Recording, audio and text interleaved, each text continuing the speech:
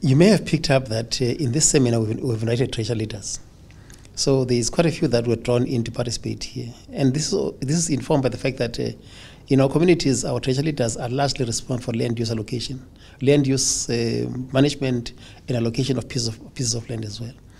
And we do think that if treasury leaders are actually schooled to understand the do's and don'ts in the allocation of land, we can avoid a lot that actually occurs during disasters.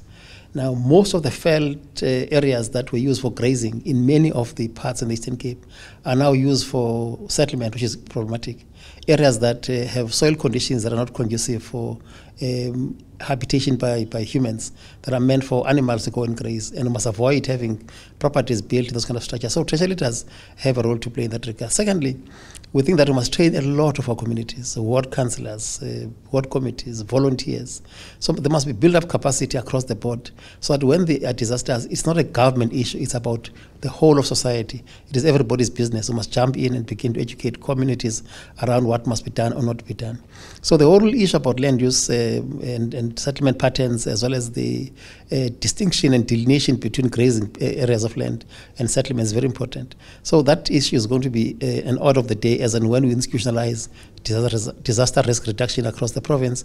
So there's a great deal of work to be done by the province.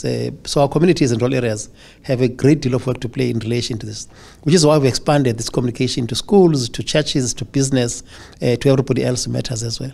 So most of the partners are here to begin to ensure government does not actually lead this challenge alone.